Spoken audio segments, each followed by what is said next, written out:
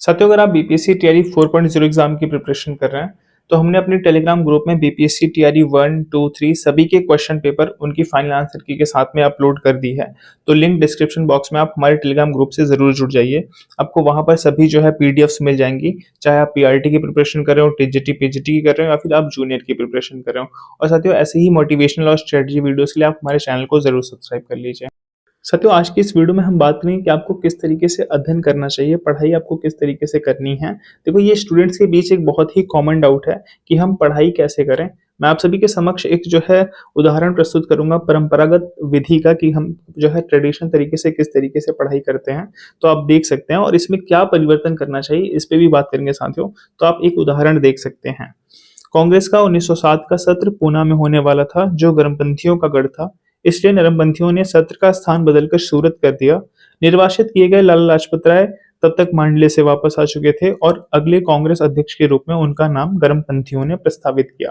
तो साथियों, ये है अध्ययन करने की ट्रेडिशनल विधि या परंपरागत विधि। और इस विधि में यार आपको क्या क्या परिवर्तन करने चाहिए समय के अनुसार, जो कि आप देख ही रहे हैं एग्जाम का पैटर्न क्या है और किस तरीके से प्रश्न पूछे जा रहे हैं। तो आप लोग इस वीडियो को लास्ट तक जरूर देखिएगा। नमस्कार साथियों, मैं हूं नीलेश और स्वागत है आप सभी का Nilesh Shukla TGT YouTube platform पर।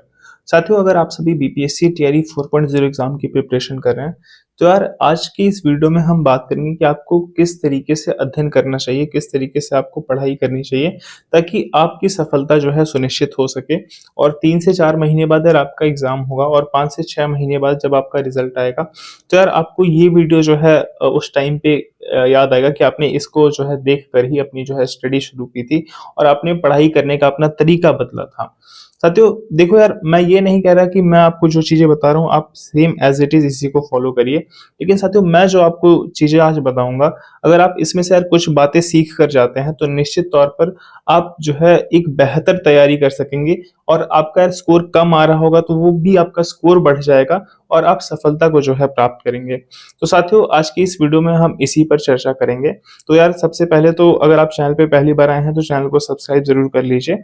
और आप जो है हमारे टेलीग्राम ग्रुप से भी जुड़ सकते हैं, जिसका लिंक आपको डिस्क्रिप्शन बॉक्स में मिल जाएगा। वहाँ पर आपको टीआरई के सभी क्वेश्चन पेपर अवेलेबल हैं, तो वहाँ से तो आप ज़रूर जुड़ जाइए साथियों। तो यार सबसे पहले अगर हम बात करें कि अगर 2 व्यक्ति हैं सेम आईक्यू वाले, तो ये जैसे मान लो ए है और ये बी है, तो यार इन दोनों का आईक्यू भी सेम है, पढ़ने में भी दोनों ठीक हैं। और क्या होता है कि जो दोनों के पास जो है किताबें भी सेम है, वैकेंसीज आती हैं और एक व्यक्ति सिलेक्ट हो जाता है और एक व्यक्ति नहीं सिलेक्ट हो पाता। तो आखिर क्या साथियों जो है कमियां रह गई कि एक व्यक्ति जो है नहीं सिलेक्ट हो पाया, और एक जो व्यक्ति सिलेक्ट हुआ उसने ऐसा क्या बेहतर किया कि वो जो है चयनित हुआ। तो इसी पर हम बात करेंगे साथियों। पढ़ने की जो कला है, मतलब किस तरीके से हम पढ़ें ताकि वो चीजें हमें लॉन्ग टर्म के लिए याद रहें और एग्जाम में जब हम जाएं तो यार एक बेहतर परफॉर्मेंस दे पाएं और हम जो है सफलता को प्राप्त कर सकें। तो साथियों, अगर सबसे पहले मैं आपको ये बताना चाहूंगा यार कि आप जिस भी एग्जाम की प्रिपरेशन कर रहे हैं, वो आपके ऊपर यार थोपा ना गया हो कि मतलब आपको जो है जबरदस्ती तैयारी कराई जा रही है और आपका खुद का इंटरेस्ट नहीं है।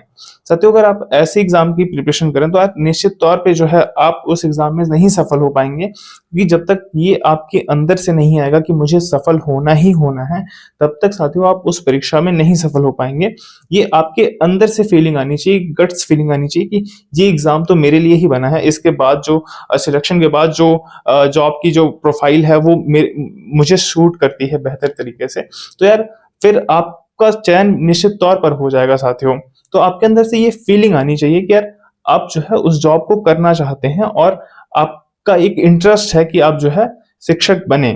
तो सबसे पहली बात तो साथियों यही है। और दूसरी बात यार ये है ना कि देखो होता क्या है कि अगर आपका इंटरेस्ट नहीं रहता, तो यार इंटरेस्ट आपका नहीं रहता, फिर आप उस एग्जाम की प्रिपरेशन भले ही कर रहे होते हैं, आप पढ़ने में भी बहुत अच्छे हैं, लेकिन आप अपना वो बेस्ट नहीं दे पाएंगे क्योंकि आपका इंटरेस्ट नहीं है उस फील्ड में।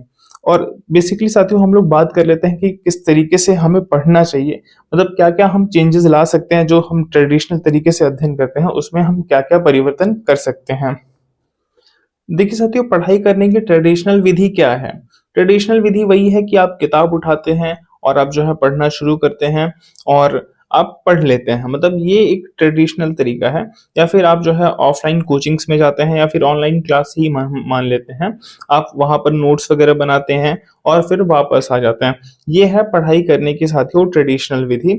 और इस जो है प्रोसेस में आपने ना तो पीवाईक्यू को देखा कि एग्जाम आप जिसकी प्रिपरेशन कर रहे हो उसमें कौन कौन से पीवाईक्यू या किस प्रकार के क्वेश्चंस पूछे जाते हैं, क्वेश्चंस कहाँ कहाँ से पूछे जाते हैं, और आपने ये भी स्किप कर दिया और आपने जो है सिलेबस को भी जो है नजरअंदाज कर दिया। क्यों? क्योंकि आपके पास एक किताब है जो कि उस किताब वो जो किताब आपके पास है वो उस एग्जाम का सिलेबस नहीं है साथियों। मतलब जरूरी नहीं है कि आप जो भी किताब पढ़ रहे हैं तो वो उस एग्जाम में के अकॉर्डिंग ही हो या उस एग्जाम में जो है उससे क्वेश्चंस पूछे ही जाएं, या उस मतलब कि एक पार्ट से क्वेश्चन पूछे जाएंगे या सभी पार्ट से क्वेश्चन पूछे जाएंगे। मतलब मैंने ये भी देखा है साथियों कि कुछ लोग जो है जानकारी के ही अभाव में आप कह सकते हैं पूरी की पूरी किताब पढ़ जाते हैं, लेकिन उन्हें साथियों ये इन्फॉर्मेशन नहीं होती कि उन्हें पूरी किताब पढ़नी ही नहीं थी। मतलब अगर ये जानकारी रहे कि पूरी किताब नहीं केवल 2-4 चैप्टर वहां से पढ़ने थे, तो यार ऐसे में क्या होता है कि आप उस 2-4 चैप्टर को बेहतर तरीके से पढ़ते हो और आप मतलब एग्जाम में एक बेहतर जो है परफॉर्मेंस करते हो, क्योंकि आपने उन 4 चैप्टर्स को अच्छे से पढ़ा है जहां से प्रश्न बन रहे थे, ना कि आपने पूरी किताब को अच्छे से पढ़ा है। तो इस तरीके से साथियों देखो आप कैसे समझ पाओगे कि क्वेश्चंस कहाँ से पूछा जाता है। तो जो ट्रेडिशनल तरीका है देखो उसमें क्या होता है कि आप क्लासेस अटेंड करते हो, नोट्स बनाते हो, आप उन्हीं नोट्स को रिवाइज करते हो यार बिना ये सोचे कि यहाँ से प्रश्न बनेगा भी कि नहीं बनेगा। जैसे सपोज हम किसी भी कोचिंग की ही अगर बात करें तो कोचिंग्स अपनी जगह पे सही हैं, लेकिन जस्ट एक एग्जांपल मैं आपको दे रहा हूँ कि आप मान लो कोई भी विषय पढ़ रहे हैं, अब उस विषय से उतने प्रश्न जो है नहीं आने हैं, लेकिन फिर भी आप उसे बहुत गहनता से अध्ययन कर रहे हैं, तो यार ऐसे मतलब इस तरीके से आपका पढ़ने का कोई लॉजिक नहीं बनता ना। तो देखो अगर आपको विद्वान बनना है तो वो चीज अलग है, लेकिन अगर आपको देखो ये मतलब गवर्नमेंट एग्जाम निकालना है या फिर आपको एक शिक्षक बनना है, आप टीचर बनना चाह रहे हैं, तो यार आपको एक लिमिटेड चीज का अध्ययन करना है और उसी को बार बार रिवाइज करना है। ऐसा नहीं है साथियों कि कोई जो है यार पूरा सिलेबस पढ़ के गया हो और वो सिलेक्शन ले लिया हो, ऐसा कोई भी एग्जाम नहीं है। और हालांकि लोग मान लो पूरे में पूरे स्कोर कर लेते हैं, पर ऐसा नहीं है कि किसी का सिलेबस कंप्लीट हो। मतलब अगर आप ये समझेंगे कि अगर हम पूरी चीजों को पढ़ लें तो ये आज तक कोई नहीं कर सका है कि एक विषय की आप संपूर्ण चीजों को पढ़ पाएं। और एक बात साथियों ये भी है यार कि देखो जब भी हम प्रिपरेशन शुरू करते हैं ना, तो पीवाईक्यूज वगैरह तो हम नजरअंदाज ही कर देते हैं और जो है हम किताबें मंगा लेते हैं, अच्छी अच्छी किताबें, अच्छे अच्छे राइटर्स की किताबें। तो यार जब आप अच्छे अच्छे राइटर्स की किताबें पढ़ते हो ना तो वो सब कुछ जो है समाहित कर देते हैं, और उतना पढ़ पाना साथियों एक मानव मस्तिष्क के लिए जो है वो पॉसिबल नहीं होता। मतलब इतनी चीजों को आप अपने दिमाग में जो है, इतने फैक्ट्स को, इतने तथ्यों को आप अपने माइंड में अगर रख पाए, ये संभव ही नहीं है।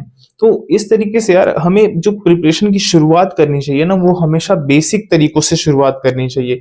जब भी हम कोई भी टॉपिक, जैसे कोई टॉपिक मान लो 1857 का रिवोल्ट है, तो यार आप एक बहुत ही बेहतर किताब पढ़ने के बजाय मैं तो आपको ये कहूंगा कि आप एक बार बेसिक जानकारी जो है कहीं से भी ले लीजिए, किसी भी किताब से ले लीजिए, चाहे वो बहुत छोटी किताब हो या बहुत बड़ी किताब हो, एक बेसिक आपको आइडिया लग जाए।